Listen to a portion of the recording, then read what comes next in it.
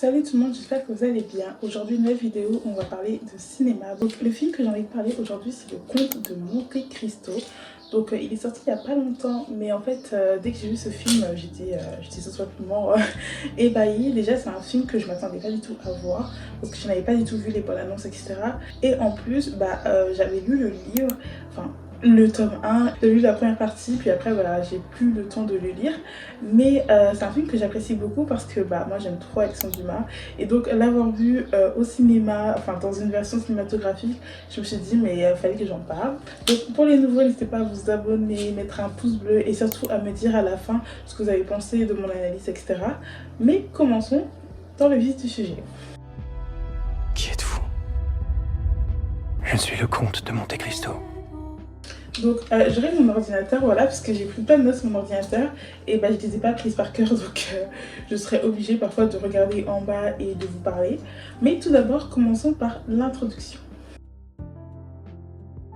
Alors ce film explore la fascinante histoire du comte de Monte Cristo, histoire élaborée par Alexandre Dumas en 1844. Donc c'est une adaptation de Mathieu Delaporte, voilà, qui est un réalisateur français qui a aussi fait le film qu'on a vu récemment, enfin les deux films qu'on a vu récemment, Les Trois Mousquetaires, donc aussi d'Alexandre Dumas.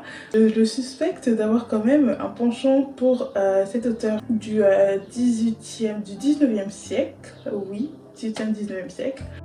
Donc l'intrigue du roman se passe en France au 19e siècle, donc période marquée par les tensions géopolitiques, politiques, etc. Voilà, avec Napoléon. Je vais pas vous faire un cours d'histoire. Et le protagonisme qui est Aymon Dantès est un marin qui est injustement emprisonné au château d'If, qui est une prison qui se situe vraiment au milieu de nulle part. Donc vraiment aucun moyen de s'échapper, c'est Azkaban quoi, l'équivalent. Donc il a été trahi par ses soi-disant amis, que je ne vais pas mentionner parce que je n'ai pas envie de spoiler. Parce que le début de cette vidéo ne sera pas du tout du spoil, ce sera vraiment juste à propos de l'histoire, etc. Puis après, lorsqu'il y aura des moments de spoil, je vous le dirai. Donc pendant sa captivité, il fait la rencontre d'un autre prisonnier, qui celui-ci est un prisonnier qui est rempli de secrets. D'ailleurs il est italien. Vous allez entendre la personne, enfin le prisonnier du coup captif avec Edmond qui va parler. Vous allez vous rendre compte de l'accent en fait italien qui est quand même très fort, et sachant que les personnages ont tendance à chuchoter. Parfois voilà, moi par ça j'ai pas trop compris lorsqu'il mentionnait des mots en italien, mais j'ai beaucoup aimé l'effet en fait qu'ils ont voulu donner en chuchotant, etc. Même si parfois c'était vraiment très compliqué à entendre avec l'accent. Donc alors cet autre prisonnier lui dit en fait l'emplacement d'un trésor. Et c'est comme ça que libéré par la chance, maybe, enfin la chance, plutôt la malchance, il va en fait se mettre à la recherche de ce trésor et prendre l'identité du comte de Monte Cristo et va ainsi mener sa vengeance ultime, sa vengeance qui est le seul but de sa vie. Donc le roman explore les thèmes comme la justice, la trahison, la rédemption et aussi surtout le pouvoir corrosif de la vengeance, à quel point ça peut ronger une personne. Aussi l'amour et le pardon, parce qu'il y a aussi des choses positives, il n'y a pas que la vengeance, la mort et tuer les gens, ne vous inquiétez pas. C'est pas un film qui est du tout gore, c'est un film qui est très élaboré. Donc le contexte et le résumé du roman en vite fait, parce que le roman est, en tout cas le roman qui a été écrit par Alexandre Dumas en 1844 est un roman sous 3 livres, donc c'est une trilogie. Donc c'est énorme, une trilogie de plus de 1000 pages je crois. C'est vraiment en fait un travail de titan ce qu'il a fait. Synthétiser un récit aussi énorme que celui-ci, c'est il a très bien fait, bravo. Donc la vraie histoire derrière le comte de Monte Cristo. Je voulais pas faire en fait une analyse normale, etc. Et donc je voulais vraiment parler de la vraie histoire derrière les personnages. Est-ce que le comte de Monte Cristo a vraiment existé? Est-ce qu'il y a vraiment un trésor sur cette île? Parce que moi c'est le cas. Direction la Toscane, bye bye la France, l'Italie, et je me mets à être chercheuse de trésors. Moi dès que j'ai vu la grotte en fait, littéralement la grotte où était le trésor, je me suis dit mais on est dans le donjon de Smaug là. Il y a un dragon qui va sortir là, on est dans le Hobbit. C'est hallucinant. C'est hallucinant. L'histoire vraie, est-ce qu'il y a une histoire vraie ou pas? Eh ben oui, Alexandre Dumas s'est inspiré d'une histoire vraie pour son chef-d'œuvre qui est l'histoire de François Picot. C'était un cordonnier de Nîmes en fait qui fut injustement emprisonné, pardon, pour avoir été trahi par des amis qui ont été jaloux de lui, donc jaloux de sa femme, jaloux de sa richesse. Et après sa libération, après être devenu riche par un héritage inattendu, et bien cette personne s'est vengée, s'est vengée et a connu une fin tragique et complexe. C'est une histoire inspirée d'une vraie histoire, et donc ça rend les choses encore plus folles parce qu'on se dit mais attends, mais du coup il y a vraiment des gens dans ce monde qui peuvent agir comme le comte de Monte Cristo. Et d'ailleurs, pour l'île de Monte Cristo, qui est une vraie île en Toscane, traduit sous le nom en français de Montagne du Christ. Et en fait, cette île a deux légendes.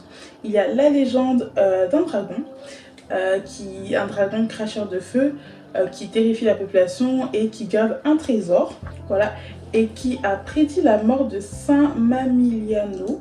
Et la deuxième légende, c'est l'histoire de pirates, donc l'histoire d'ailleurs qui est contée dans le livre, l'histoire de pirates en fait qui aurait enterré un trésor là-bas, un trésor immense, et qui auraient laissé leur trésor et ils se seraient partis et le trésor serait resté là-bas. C'est deux légendes qui planent sur l'île de Toscane, donc je pense que ça a dû attirer beaucoup de touristes et surtout beaucoup de chasseurs de trésors, chasseurs d'or, etc. Voilà, je pense que la région doit avoir beaucoup d'anecdotes par rapport à ça et ça doit être super intéressant de juste aller visiter cette île. Donc maintenant, commençons par mon analyse et donc il y aura du spoil. À partir de maintenant, c'est moi qui récompense. Et c'est moi qui punis. Alors moi je divise en fait ce film en trois parties. Donc la première partie, je pense que je vais appeler ça la vie de Edmond Dantès. La deuxième partie, ce sera la mort de Edmond Dantès. Et la troisième partie, ça sera tout simplement la résurrection. Un peu comme l'histoire de Jésus, enfin je sais pas si ça vous parle. Sauf que pour Jésus, la troisième partie n'est pas encore là. Donc la première partie, moi j'ai beaucoup aimé parce qu'on ressent vraiment la naïveté du personnage, surtout à travers en fait l'acteur qui a super bien joué le rôle, qui est Pierre Ninet. Alors Pierre Ninet, petite anecdote, moi je pensais que c'était un youtubeur, parce que j'avais vu dans des vidéos, voilà, Maclay Carito, alors que pas du tout, il est acteur, enfin bref. Et je me disais que son visage en fait n'était pas adapté aux séries historiques. Je vais pas vous cacher que moi, je pense vraiment que pour les séries historiques, il y a certains types de visages, il y a des visages qui font plus époque que d'autres. En fait, il y a des visages qui sont très innocents et des visages qui sont très Gen Z. Et donc on se dit vraiment, mais est-ce qu'il est vraiment adapté pour un personnage de vengeance? Et en fait, c'est totalement le cas. Donc voilà, je m'excuse si l'acteur voit cette critique. Je trouve qu'il a très bien en fait interprété la première partie de la vie de du coup... Edmond Dantès, j'avais oublié son nom, tout simplement parce qu'en fait il représente vraiment ce début de vie en fait où tu commences à obtenir des choses que tu ne pensais pas pouvoir avoir, etc. Enfin il va il va se marier, il va devenir capitaine, etc. Et donc il arrive très bien en fait à montrer la personnalité du personnage à ce moment-là de sa vie. Et il a très bien joué en fait, tout simplement. Je parlais aussi par rapport au livre, la première partie par rapport au livre, je trouve que la première partie décrite dans le film a été très vite. Mais c'est pas un problème et franchement je pense que c'est en ça que j'ai beaucoup apprécié l'œuvre. Par exemple, on a très bien su en fait cerner les intentions des personnages, leur personnalité. Et par exemple, quelqu'un comme Villefort, donc un antagoniste de ce livre, on a très bien su en fait cerner sa personnalité, mais je trouve que dans le livre, Villefort, en tout cas il était beaucoup plus empathique à propos de Edmond Dantès. On voyait en fait qu'il était ambigu, il avait un conflit en fait interne entre le fait qu'il devait exercer son métier, donc normalement libérer un innocent, et le fait qu'il devait aussi protéger sa famille. Et donc voilà, on a plus eu accès au conflit interne, etc. Et donc ça l'a rendu beaucoup plus empathique. Enfin, en tout cas, moi j'ai vraiment ressenti de l'empathie pour Villefort parce que je me suis dit, entre ma famille et mon métier, c'est très difficile à choisir. Mais normalement, dans l'éthique, il aurait dû choisir son métier. Chose qu'il n'a pas fait. Surtout que je trouve que dans le film, on l'a montré de façon très cruelle. Surtout la première partie où en fait il a littéralement tué sa sœur. Et attendez, c'est un peu lumineux. Ah ouais, ah pardon, alors là il y a un changement de luminosité, ça a baissé d'un coup. Je suis désolée, problème technique, voilà, c'est le direct. Mais oui, on a vraiment en fait montré une certaine cruauté et je sais pas si c'était pour en fait nous faire comprendre que la vengeance du comte de Monte Cristo était justifiée. Parce que vous savez, Eh bien, tout simplement parce que la vengeance n'est pas conventionnellement acceptable. Et oui, vous n'allez pas recommander à votre enfant qui se fait massacrer à l'école de se venger envers ses camarades, comme l'a fait le comte de Monte Cristo. Donc voilà, je pense que pour que la pilule puisse passer en société et surtout dans les salles de cinéma, il a fallu que l'auteur en fait justifie la vengeance du comte. Ensuite, la deuxième partie du film, donc la prison, où on rencontre le fameux Abbé Faria. En fait, moi, je n'ai pas trop aimé cette partie. Enfin, j'ai aimé cette partie, j'ai beaucoup aimé cette partie, cette rencontre, etc. Parce qu'après 4 ans de prison, voilà, faire une rencontre, je comprends qu'il a été un peu sur le choix, parce que ça l'a redonné en fait envie de pas se laisser aller, de se dire, je parle enfin à un humain, tu vois. Je comprends. Mais en fait, ce que je n'ai pas trop apprécié, enfin, ce que j'ai trouvé trop bateau, et trop répétitif, c'est que dans ce genre de film, en tout cas dans les romans, dans les shonen par exemple, pour les gens qui connaissent un peu tout ce qui est animation japonaise, les shonen en fait c'est l'histoire d'un héros masculin qui va en fait en crescendo, c'est un peu roman d'apprentissage. Il grandit en fait et on le voit grandir aussi. Dans les shonen, dans les romans d'apprentissage, etc., il y a toujours ce personnage du Obi-Wan. Voilà, le Obi-Wan, donc le maître spirituel, le gourou, la personne qui va aider en fait le héros à poursuivre sa quête. Moi, ce que j'aime pas, c'est que c'est pas réaliste. Après, c'est pas censé être un livre réaliste, je sais, j'abuse. Moi, j'en ai marre en fait de voir cet Obi-Wan qui va aider le personnage principal, qui va toujours être là, qui va lui enseigner tout ce qu'il sait, qui va lui expliquer tout, la vie, etc. Et qui va en plus lui donner un héritage immense, en fait, une partie du trésor immense. Voilà, c'est un archétype en fait qui est vu et revu dans tous les films, en tout cas surtout dans les films d'aujourd'hui. Donc moi, c'est quelque chose que je trouve assez bateau. Mais ce roman a été écrit en 1844 et donc je me dis peut-être qu'à ce moment-là il n'y avait pas beaucoup en fait de ce type en fait de personne qui va soudainement sortir de nulle part, être volontaire pour t'enseigner tout ce qu'il sait sur la vie quoi. Mais aujourd'hui en fait le fait que ça soit une trope qui est très très répétée, ça fait que c'est pas vraiment quelque chose que moi en tout cas je trouve intéressant et réaliste surtout parce que dans la vie on n'a pas toute cette chance de tomber sur quelqu'un qui va t'enseigner tout ce qu'il sait de la vie. Désolée, il y a les travaux, ma voisine fait des travaux, donc je vais fermer la fenêtre. Et ensuite, la dernière partie qui est aussi ma préférée, c'est la partie du conte de Monte Cristo où on découvre le personnage incroyable, séduisant, charmant, beau. Franchement, moi j'ai fangirlé. Mais je vais aussi surtout vous parler en fait de 4 choses en fait que j'aimerais détailler en fait avec vous. Donc tout d'abord, on va parler de la modernité qui est du coup très présente dans le film. Alors l'aspect un peu moderne du film, la scène où avec du coup son ennemi, il tire au pistolet dans son appartement pour afficher les cibles. Je sais pas si c'est similaire au livre, etc. Parce que du coup, je n'ai pas lu le livre. Il y a une sorte de technologie à la James Bond, à la Batman, où genre il appuie sur un bouton, il tourne une manivelle, et il y a les panneaux qui s'ouvrent comme ça. Enfin voilà. Et moi, je me dis, mais ok, il est riche, mais est-ce que ça existait vraiment, ce genre de choses dans le temps, tu vois? Est-ce que c'est vraiment quelque chose qui a été inspiré du livre? Est-ce que c'est une touche personnelle du scénariste? Après, je comprends, il est riche comme Crésus, donc bon, voilà. La deuxième chose dont je voudrais parler, c'est le pardon. Donc, l'aspect du pardon. Alors, l'aspect du pardon, on le voit vraiment à la fin. Lorsque le comte de Monte Cristo a accompli sa vengeance à 70%.